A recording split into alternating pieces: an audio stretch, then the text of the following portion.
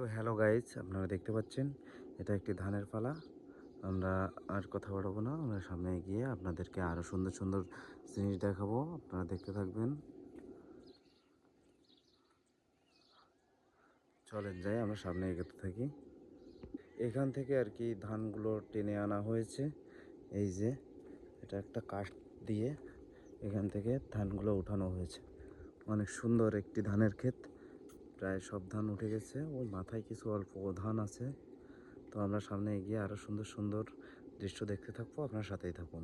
আপনারা দেখতে পাচ্ছেন এটা একটি মাটির রাস্তা, অনেক সুন্দর ভেড়ি, সামনে অনেকগুলো ঘের ফাড়ি দেখাচ্ছে। অনেক সুন্দর একটি জায়গা, মনোরম পরিবেশ। আসলে অনেক ফাঁকা ফাঁকা কয়েকটি বাড়ি এখানে দেখতে পাচ্ছেন। ওই সামনে দুটো বাড়ি দেখা যাচ্ছে, আর এপাশে ওই রাস্তার কাছে কয়েকটি বাড়ি, নদীর পাশে এগুলো বাড়ি আপনারা দেখতে পাচ্ছেন। এই পিছনে একটা বাড়ি, নদীর পাশে মাত্র 6টা 7টা বাড়ি, এর বেশি বাড়ি না। তো অনেক ফাঁকা ফাঁকা, এখানে এরা বসত করে খুবই কষ্টে।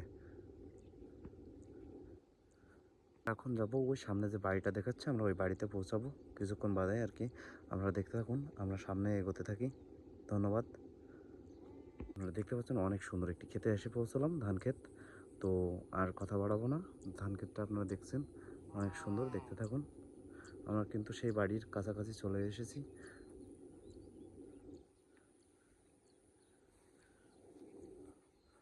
আপনারা দেখতে পাচ্ছেন সদ্য সদ্য ধানগুলো কেটেছে। আমরা ওই বাড়ি থেকে চলে আসলাম,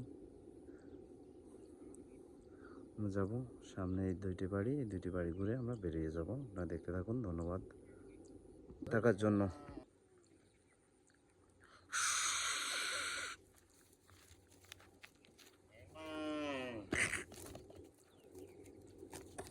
এই সাগু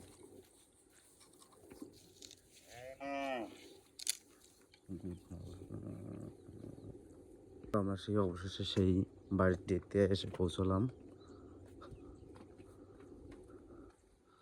এদি ভালো আছিস? বন্ধুরা আপনারা দেখতে পাচ্ছেন এটা নদীর পাশে ফাঁকা একটি বাড়ি।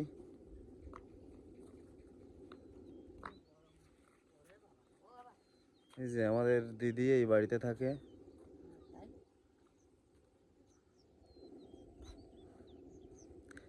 দিদি গোয়ার তো মেলা নিচে হয়ে গেছে তোর। তো গাইস আমরা আপনাদেরকে দেখাচ্ছি নদীর সাইডে কিছু ছোট ছোট বাড়ি।